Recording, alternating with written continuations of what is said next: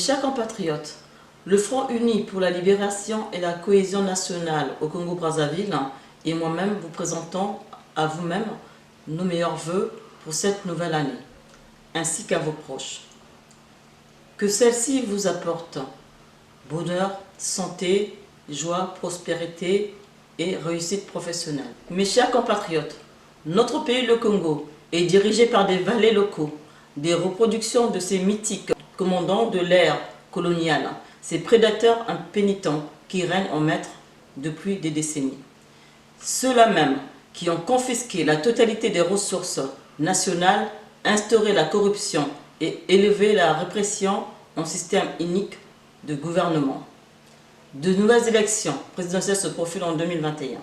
En dépit du challenge électoral qui déclare gagnant sans surprise les détenteurs du pouvoir absolu, tant nous savons que ces élections sont un leurre, un non-événement, un véritable écran de fumée conçu juste pour entretenir durablement l'illusion d'une démocratie et maquiller l'asservissement du peuple.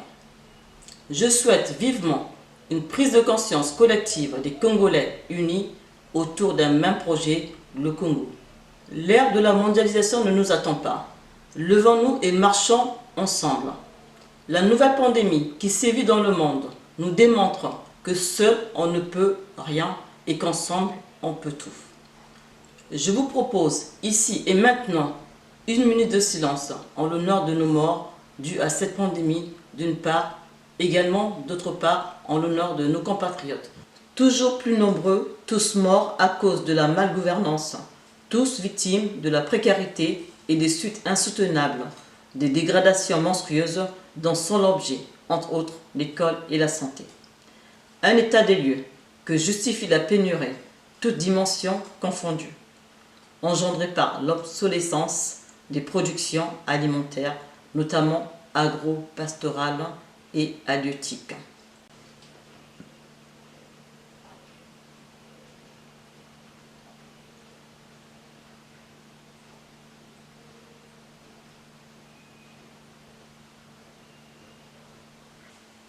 Mes chers compatriotes, le combat pour la libération du peuple congolais doit prendre en compte la réalité nationale ainsi que le vécu au quotidien des Congolais. C'est pourquoi, avant de choisir les outils et d'élaborer des plans pour une indépendance réelle, il nous échoit de connaître la nature du champ de vision, sa signification, son contenu et son étendue. Toute préoccupation qui conduit à la détermination, à l'identification et la caractérisation de l'ennemi, à le bien cibler. Ce qui a l'avantage de nous éviter la dispersion et commission des dérapages et des confusions fort dommageables à l'émergence de la volonté commune ainsi qu'à son affermissement grâce à l'unité d'action si nécessaire, à la cohésion socio-politique parmi les résistants en l'efficacité du travail programmé préalablement. Face à cette lutte, nous nous devons de bannir toute forme d'égoïsme, tout égocentrisme ainsi que le primat de l'intérêt personnel sur l'intérêt général. Faute de le faire, nous nous éloignerions d'autant du véritable combat, le seul qui vaille, celui de la libération nationale du joug de l'impérialisme et de ses vassaux. Celui également de la restauration de la souveraineté nationale afin de rendre possible le triptyque, un homme, une voix, un vote. Mes chers compatriotes, des pénuries de plus en plus importantes se développent au sein de la grande majorité du peuple, tandis que chez une infime minorité de répus, l'abondance s'accroît de plus en plus. L'homme a horreur de l'injustice, et toute société humaine récuse l'imposture et toute situation qui l'accule à la servitude. Pour surmonter les conséquences néfastes d'une telle évolution, il échoit aux Congolais de détruire toutes les barrières et tous les murs que les prédateurs ont érigés pour justifier la gabegie et conforter à leur seul profit la confiscation du patrimoine national.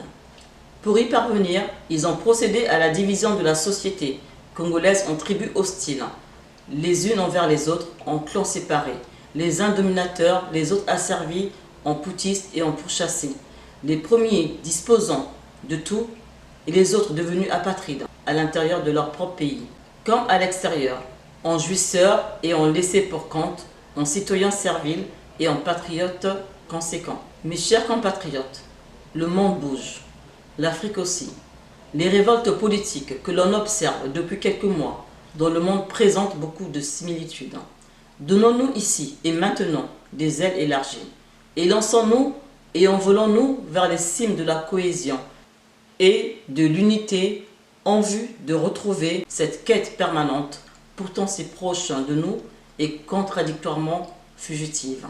Sortons tous de la prison noire de la division pour recouvrer, unis, notre pleine et totale liberté, pour guérir de notre mal-être qui s'incarne dans l'infantilisme de nos actions insensées, au demeurant préméditées.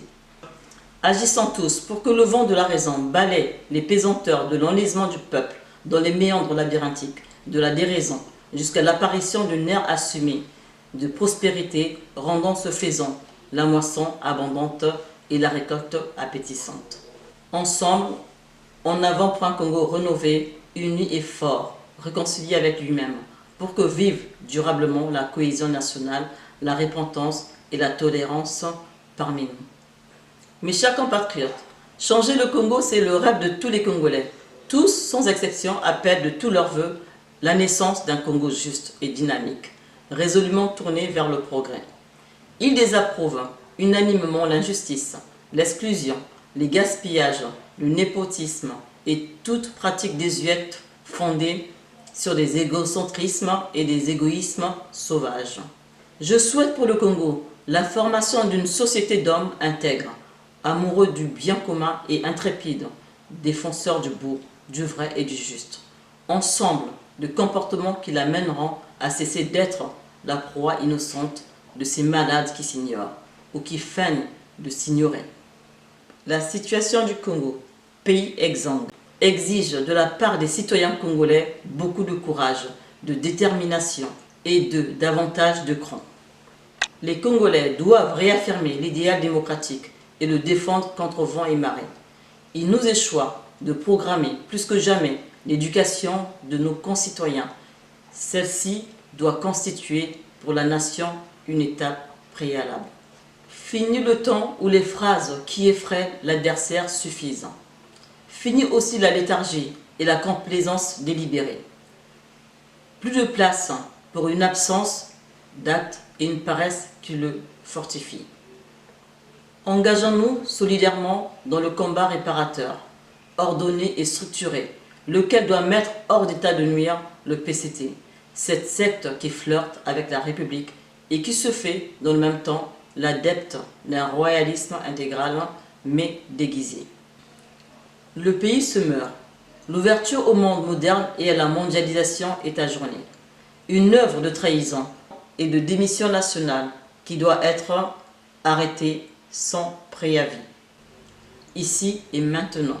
Mes chers compatriotes, que cette nouvelle année soit pleine de joie, de rencontres heureuses et d'échanges fructueux.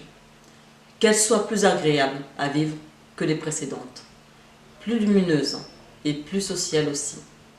Je vous sais capable de l'ultime sursaut de salut public, encadré par un patriotisme militant, duquel dépendent quasi organiquement l'œuvre d'émancipation nationale et de notre refus de la servitude et de la servilité. En conséquence de quoi, je vous renouvelle tous mes meilleurs vœux de bonheur et de prospérité à l'occasion de cette nouvelle année.